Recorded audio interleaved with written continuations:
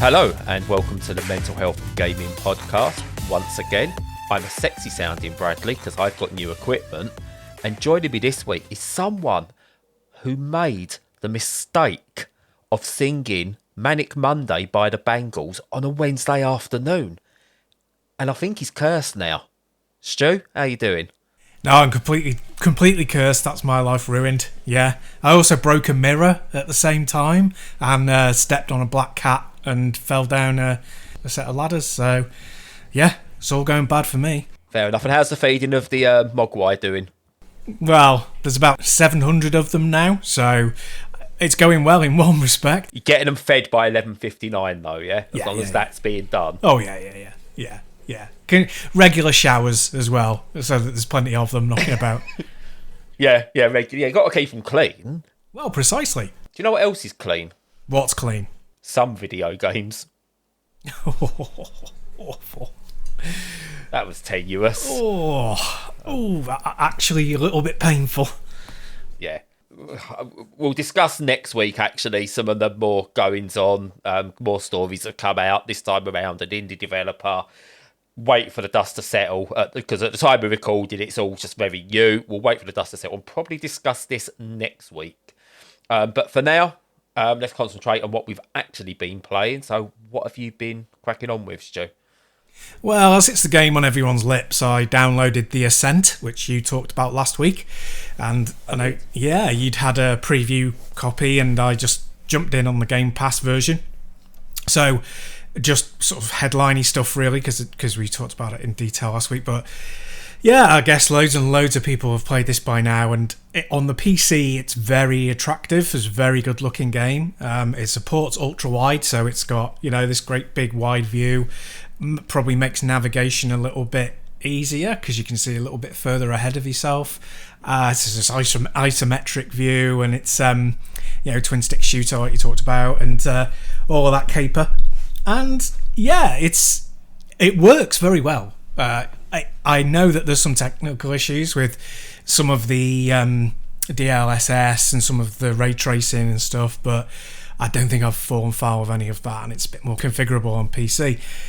Yeah, I think it's only on the Xbox and Game Pass versions. I didn't notice that on Steam. Yeah. Technically it's been sound. And gameplay-wise, I've to be honest, I'm not really caught with it.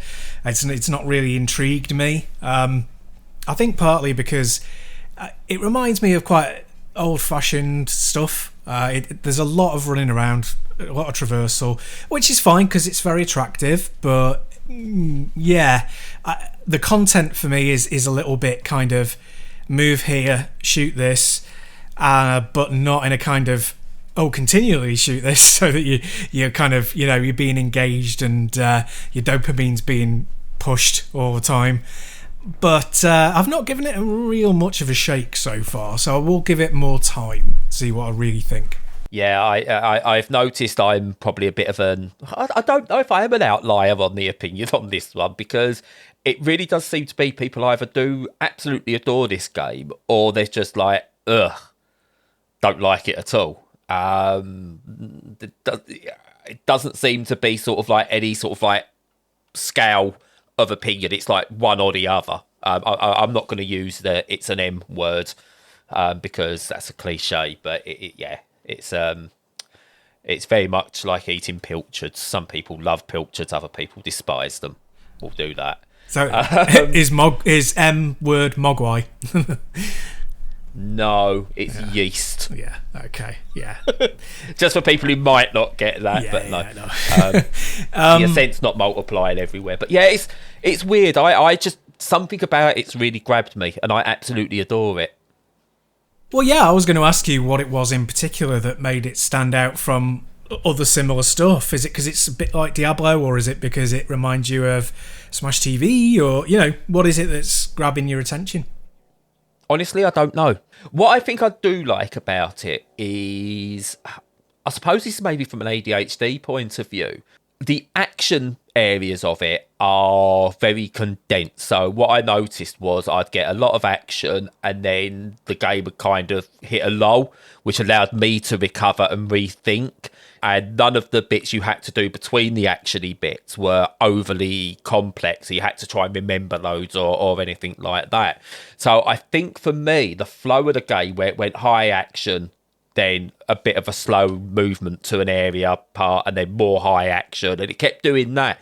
I think it just helped something within me, and the way sort of like my brain processes things. And yeah, it's unlike, as much as I adore Hades, Hades is just go, go, go, go, go, go, go, go all the time. And I felt exhausted after I completed a run, whereas with this, I didn't. I felt a nice calm presence all the way through. Yeah, no, I can see that.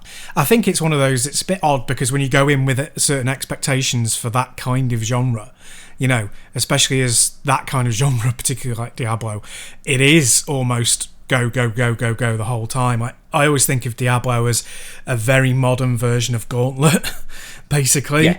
You know, and this is almost like that. And I bet you in co-op, which I've not had a chance to do, and you and I haven't had a chance to do, I bet you it feels different again. And it might feel even more Gauntlet-y, which I think would be in its favour. Yeah. But yeah, like you say, a bit of downtime can't be a bad thing in certain games. And if that's what you're after, I think it's probably going to do that well.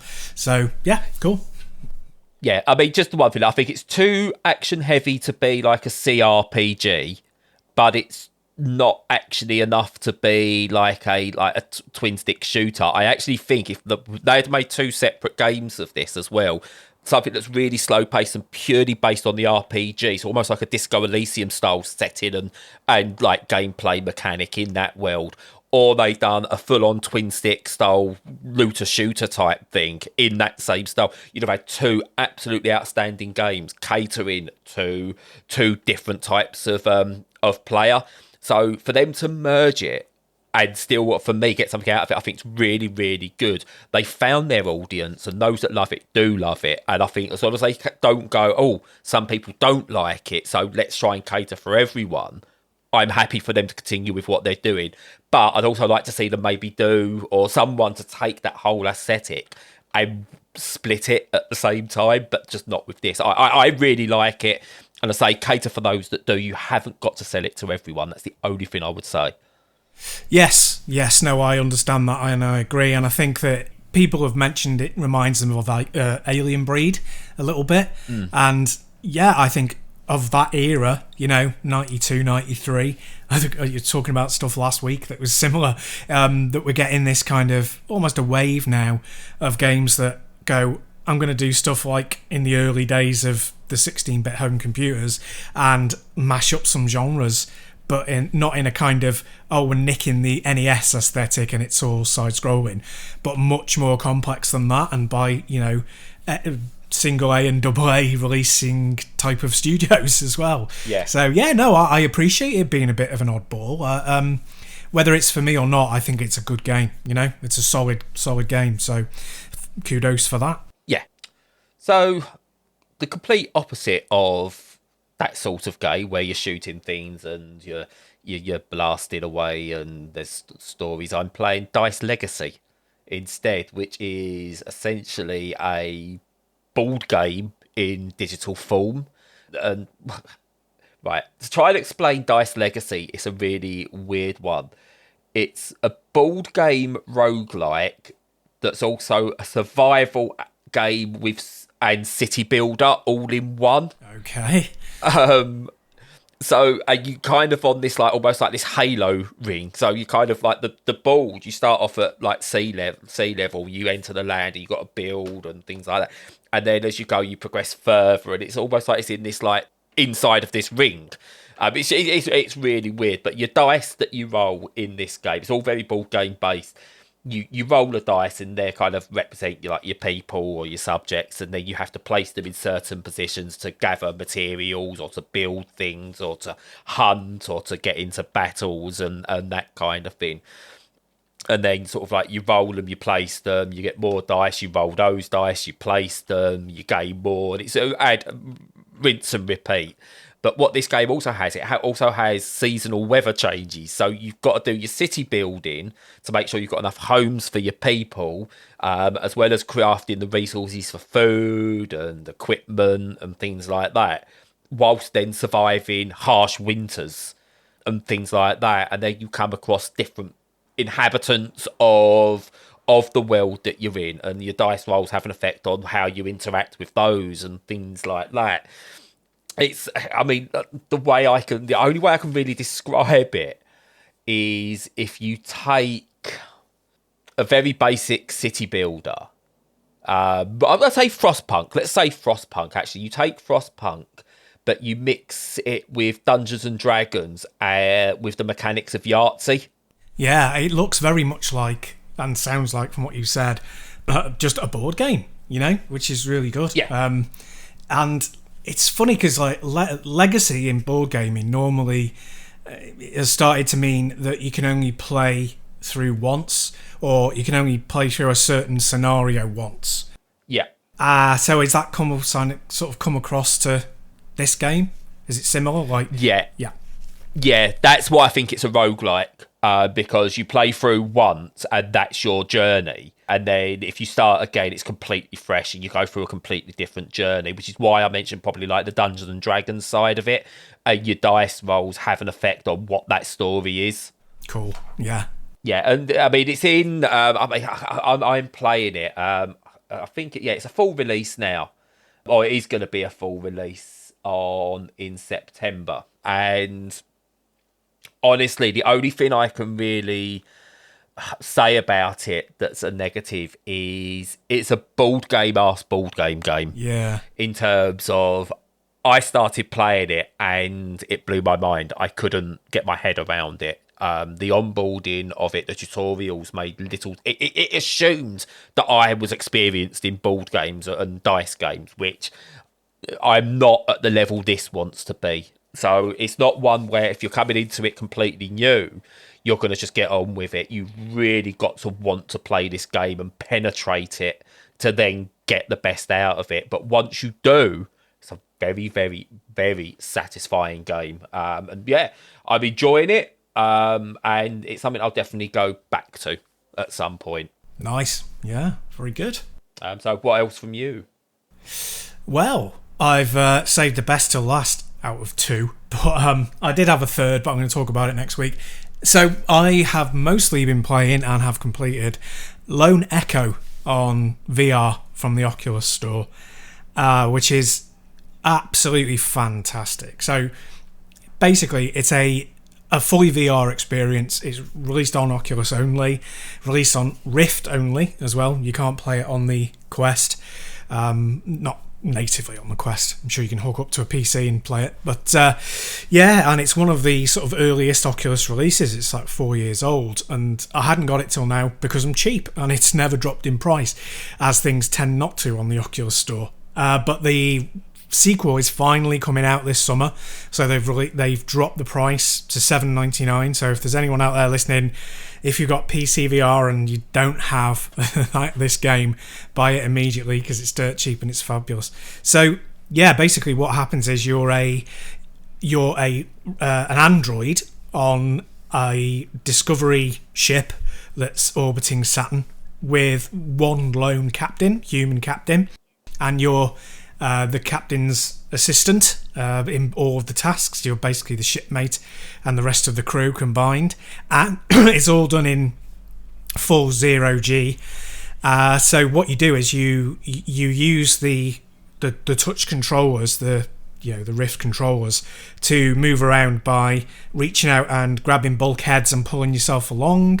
And you also have little thrusters, but they're more for manoeuvring rather than like full traversal, because they're not very powerful. And yeah, so you kind of go around and you're doing manual tasks, and typical to all video games, something catastrophic goes wrong and then you have to do emergency things to help repair it and stop everything going even more catastrophized. So yeah, it's just absolutely incredible. It's amazingly immersive. It sort of looks like, it's a little bit like Elite Dangerous, crossed with I would say like Dead Space. And the EVA stuff, when you're not on any kind of a vehicle, is very reminiscent of Dead Space 2, but obviously much more sophisticated in terms of the physics and the movement. And it has that brilliant thing of, a bit like Red Matter, which I talked about, God, a long time ago now, in VR. It has that puzzle element, and you do everything manually, and all of that would be terrible and boring if you were doing it on a pad. But as you're doing it on the touch controllers, actually twisting, turning, pushing, pulling, adjusting, fine-tuning, slotting, decoupling, all of that sort of stuff in a manual way in a virtual world is absolutely fascinating. And it's a way of showing that you don't necessarily need to have weapons. You don't have to have combat.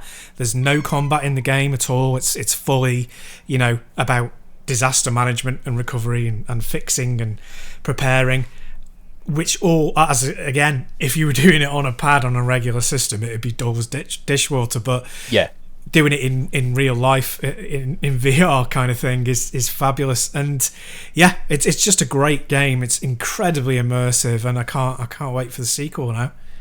Yeah, no, it sounds really good.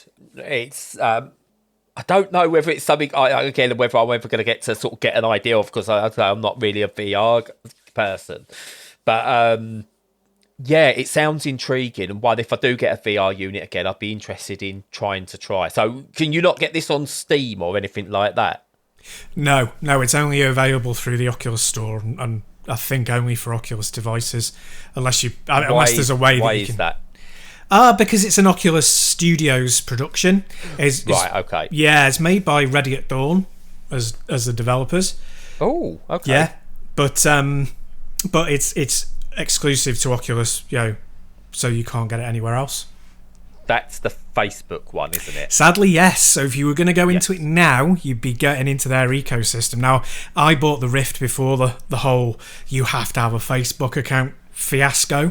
And they give you the option to switch over to it before their kind of deadline, which is set for next year.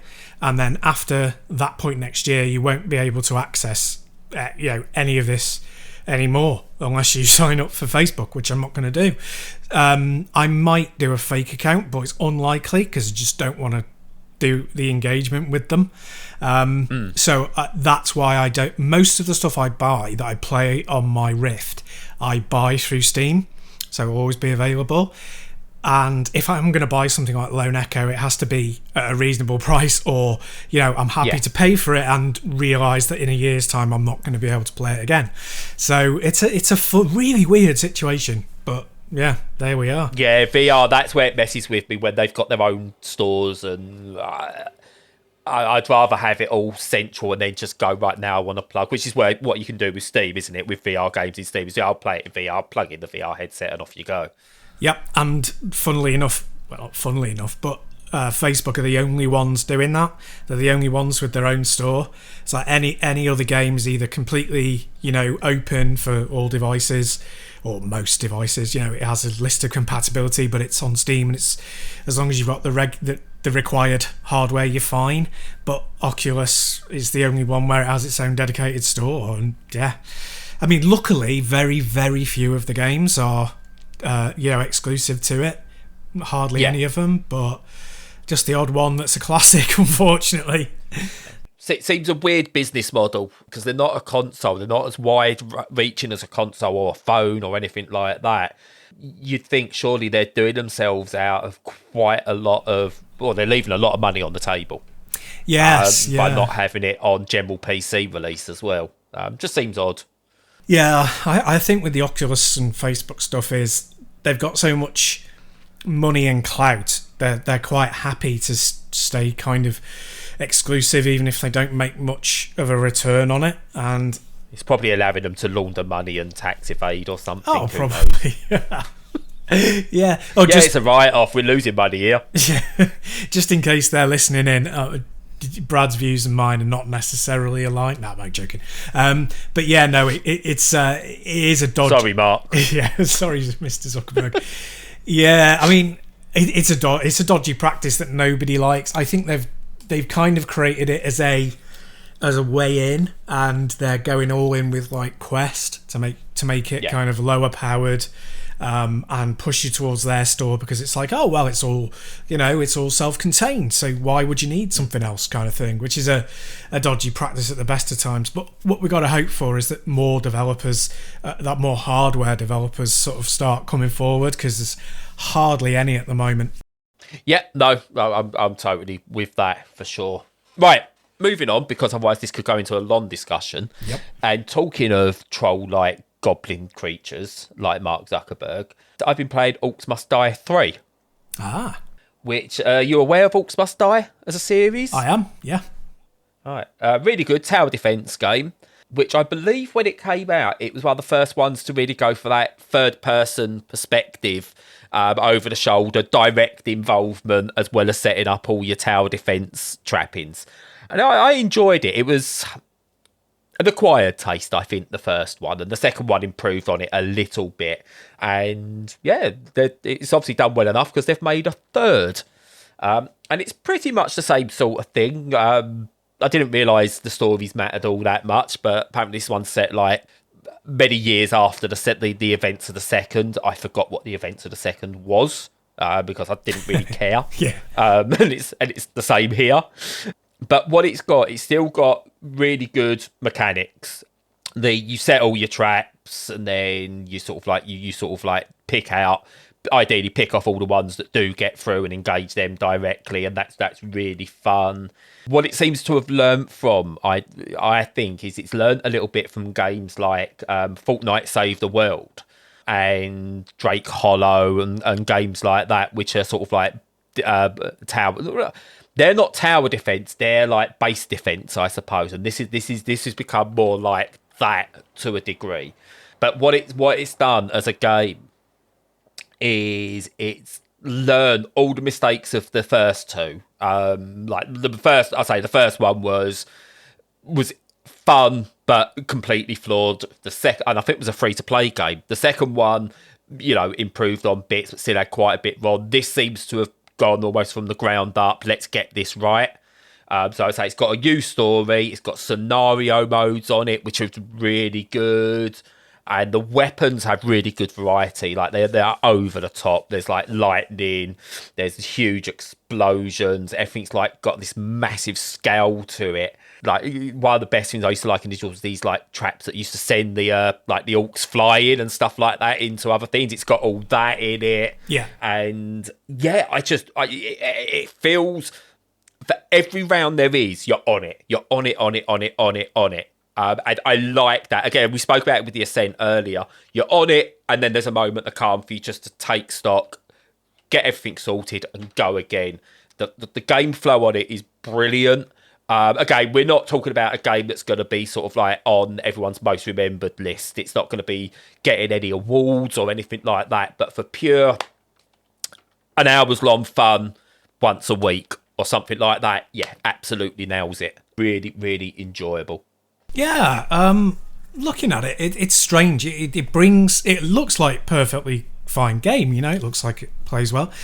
It's one of those things where you're like, when you're talking again about your personal tastes and preferences, it's really funny how there's a lot of that kind of Warcraft, sort of Warhammer style game. Well, not gameplay, but kind of, appearance, the aesthetic and all that. Different, being in a different world, and people really love it, and I just kind of I don't, it doesn't engage me at all. I just look at it and get immediately bored.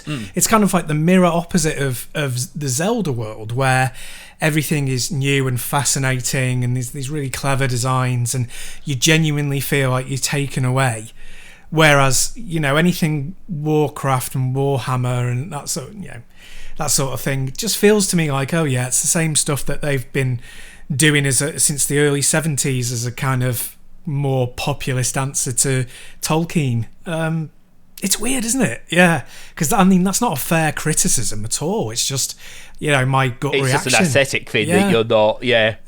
And to be fair, it's as I said, if Fortnite Save the World still carried on, and took the game mechanics from Orcs Must Die and done a completely different thing, I think it would be like, if this was from Fortnite or had the Fortnite branding, I think it would do gangbusters. Be the same game, just different aesthetic, and it would do gangbusters. Yeah. But yeah, you're right. On the whole, a lot of things that come from that Tolkien world setting, so like the MMOs of Warcraft or Dragon Quest and things like that go down that route of fantasy, Sky, like the Elder Scrolls games and those, I struggle with to sort of really get into. But when you put it in a modern day, not a modern day, but a more tangible setting that I can relate to, then I pick up on it.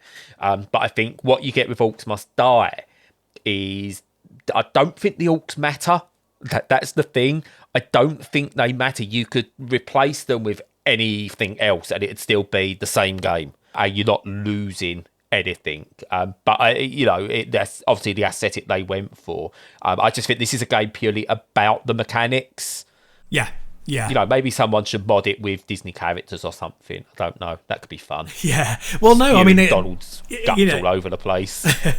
I think Disney should do that more because Kingdom Hearts is a great aesthetic mashup. I think it works beautifully like that. I don't like the games much, apart from Birth by Sleep on the PSP, which I really enjoyed.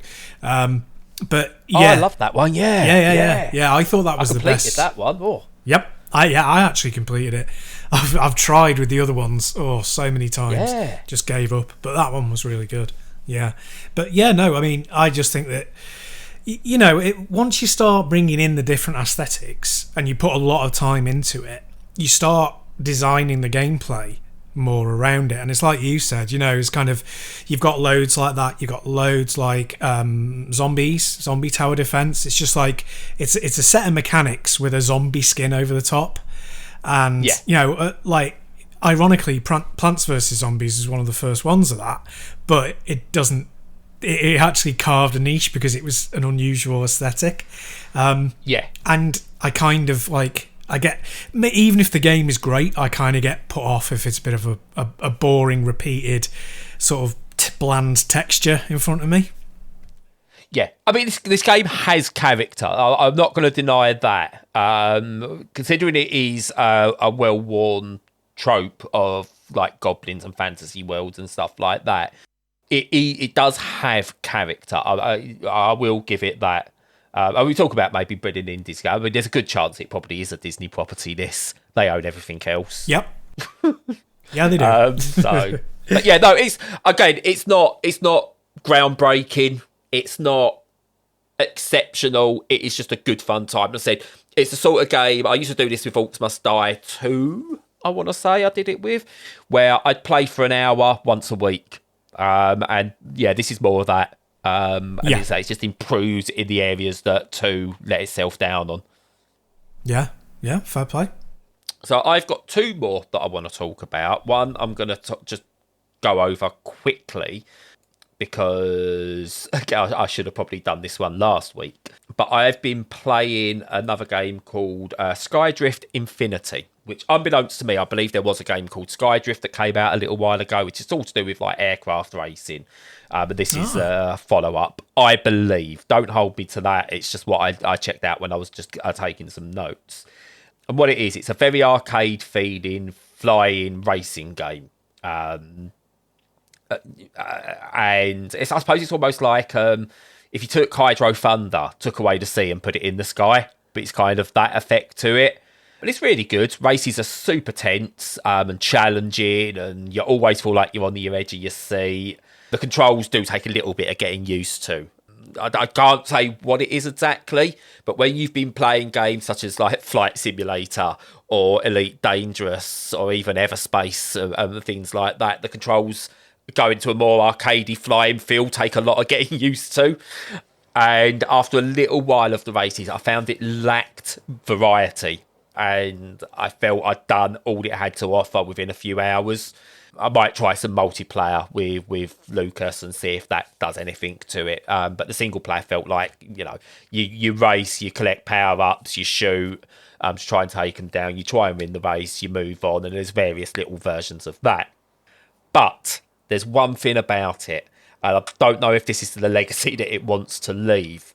Early on, and especially during the tutorial, it's almost teasing you with a Crimson Skies-esque feel to it. Ah, okay. And it just makes me want a new Crimson Skies game.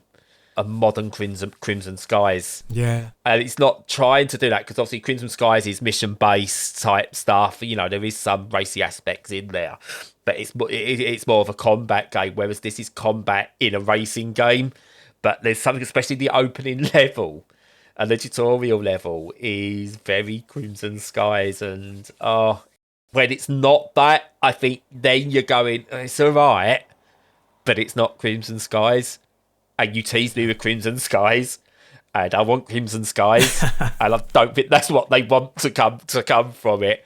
And again, it's a very, very good game, but again, it's not one I think you should be rushing out to get. I would suggest this is one, if you get it in a sale, you'll get plenty from it. Full price, let me just have a quick check my notes just to see what the actual price is of it, because it might be worth it at the cost. So, I mean, it's only eight quid.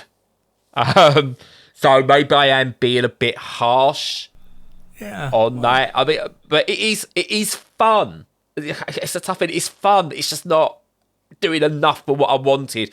And maybe that is reflected in the price. And, you know, it is an indie studio. It's not great, but it's not bad either. It's just middle of the road. And whether that's a good thing or bad thing, I suppose is up to you. Yeah. It's, you know, it's not, I mean, I'm not saying it's a bad thing. I enjoyed the first few hours with the game, but now I'm done with it, which is a shame. Yeah, no, fair play. I mean, the way you talked about it made it sound like, I can't remember what it's called. There was a very early PS1 game that was, it was like aircraft racing, but I can't remember what it was called now. No, I can't. I'm letting myself off the hook because it's like nearly 30 years ago. Yeah. But yeah, no, it's something that's not been done that often. So yeah, it's a shame that it's not brilliant, but maybe if it does well enough, they'll do a sequel that pushes things a bit further. Yeah, as I said, for £8, I mean, I was going to say I completely forgot to check the price before, and I was going to say, it's the sort of game I say, wait for it to drop below a tenner, and then you'll probably get from it. So £8, yeah, you'll get something from it. You'll get £8 worth of value out of it. Yeah. And it's two of a phrase that's coming up very shortly on the next thing I've been playing. It's two of those, so it's worth it for two of them. Fair enough. Just keep that in mind. Okay. And the final game I've been playing, technically is not a game at all. Ooh. It's something called The Ramp, which is a skateboarding title. There's no objectives in the game. You've got a skateboard and you skate in, like, there's a ramp, obviously, otherwise it'd be a weird title to call it if there wasn't a skateboard ramp. Yep. There's a swimming pool, there's a mini skate park, all bowl type based stuff, so you get flow going. Essentially this is an executive desk toy in digital form. Yeah. That you stick it on for 20 minutes during a break, or if you just got a little bit of time to spare and you just want to unwind for a bit, you skate around, you turn it off. And it's interesting, we're seeing a few games like this now that are removing the quote-unquote game element from them. So there's one out called Townscaper, which is a city builder where it's more just artistic freedom. You choose where you want buildings, they build up, they create these lovely islands and stuff like that in the middle of the sea, and it just builds and builds and builds, and there's no game element to it. You can't fail, you just have fun with it. And this is pretty much the same. It's bare bones. So you go in, you get a brief tutorial that tells you how to pump your skateboard, and then how to sort of perform tricks. There's not like loads of tricks. It's not got a massive library that you need to learn, but you sort of like go into this first of all this half pipe, jump up, you can twist, you can then do a grab, and then you land and you have to pump again to get up the other side. You do more tricks and just go for as long as you want. So it's just a really good thing. You turn it on, you're in within about 10 seconds, if that. And yeah, brilliant. And it's just short of £4, which I think is a really good price point because it's a much better experience than some of those like free browser type things you get. Yeah. But it's not something you'd be happy to pay a lot for. And this is the phrase that I was mentioning with possibly Skydrift. At £4, it's a coffee game. Yes. Yeah. You go in, £4 is what you'd pay for, a cup of coffee, give or take. I know some people go, well, I'll never pay £4 for coffee. We're talking that ballpark. And you might only play it a couple of times in the first week or so of having it, or you might just drag it out, a couple of times a week in a stressful day and whatever. And it's perfect for it. Pick it up, experience it, put it down, done. And yeah, I've been thoroughly addicted to it. I've been doing like 20 minutes a day since I got the code for it. And yeah, it's brilliant. Superb. Yeah, two things on that. One, that kind of coffee priced game is great, and more of them the better. I think it's a great idea. You pay that amount, you're in. You might only get half an hour's worth of enjoyment out of it, but if you do, that's great value, and the developers getting paid for for their hard work, so that's great. The other thing was I actually used the ramp as an argument on Letterboxd, the site for logging movies, where somebody made an argument about video games not being art. All right. And I basically went, well, they are, and you're wrong. But here's my argument for why you're wrong. And I said, basically, like, here's 5 from this month. So I'm not even just cherry picking. This is from this month that I would consider art. And I used all stuff that we've talked about, so the ramp, mini motorways, Nightbook, Omno, and the Garden Path. And I said, if you can engage with any of them and not say that games are art, I think there's something wrong with you. Yeah. Oh, see, now you've got me thinking. I'd love to see someone make a version of the ramp using that mechanics, but have paint trails coming from your skateboard and just see what you could create from it. Like a blank canvas, but with white ramps and stuff like. Oh, yeah, that could be cool. Yep. But yeah, and do literal art with a video game. Indeed, sort of like Jet Set Radio. But, yeah. Oh, yeah. Oh, no. We'll be going for ages trying to do that. But absolutely brilliant week of games for me there. Even sort of like, if I was to say sort of like, one of any of them was a letdown, it's. There's still positives within all of them, and they're not for everyone. But again, it's great variety in games that have just come out or coming out. They're all very different. Dice Legacy, Orcs Must Die 3, Skydrift Infinity, and The Ramp for me. All very different games and give me different levels of enjoyment. So yeah, brilliant. Superb. So we're not going long because we've got about a couple more minutes left before we have to break. But just to touch on a few things, I haven't had my eye surgery because it was cancelled at the 11th hour.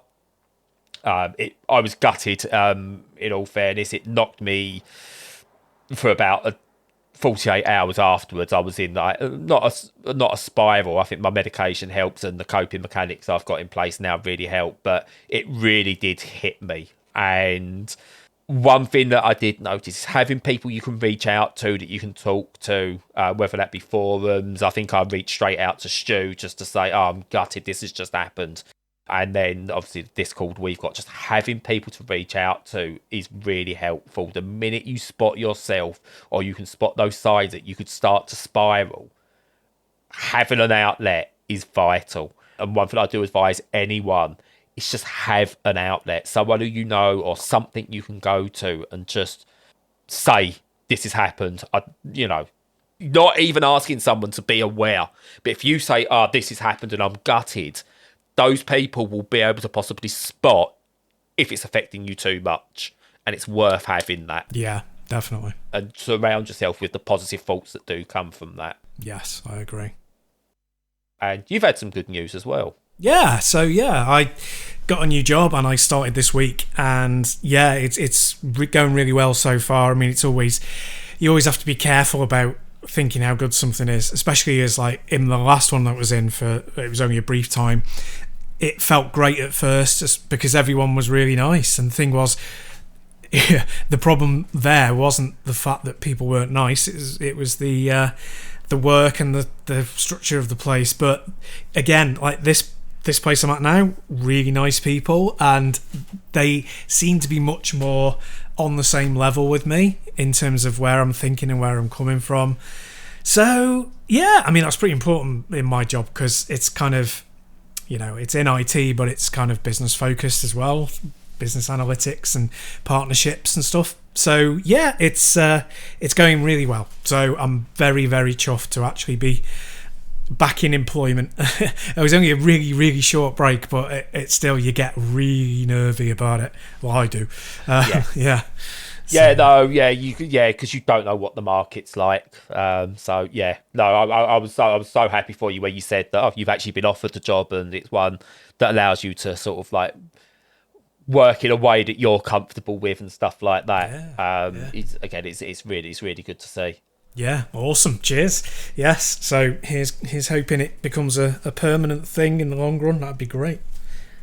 Yeah. And, after the weekend's done, you can go and have a Manic Monday. Quite.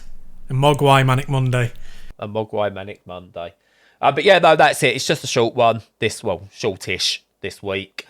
We need to work out a schedule that fits both myself and obviously Stu working again. And then we'll get back into things. Potentially horrible subject to be discussed next week, but we'll see what comes from that.